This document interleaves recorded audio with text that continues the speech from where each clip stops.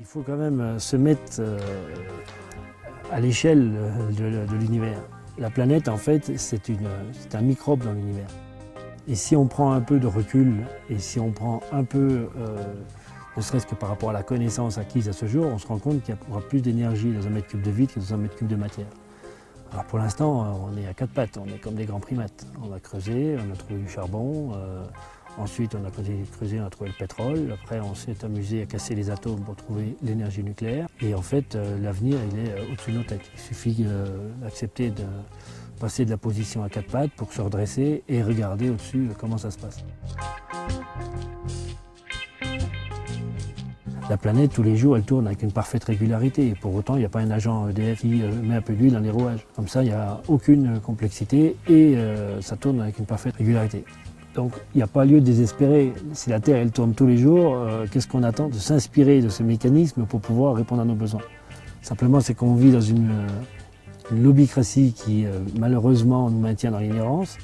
Cette ignorance, eh bien, elle profite à qui? Elle profite à une minorité qui crée artificiellement un manque, alors que l'abondance, elle est partout, la richesse, elle est partout.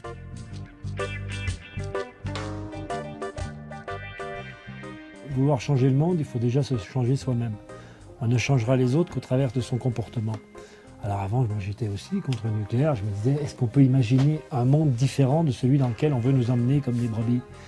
Et là, on commence à être dans une démarche intellectuelle, philosophique et environnementale qui est complètement différente.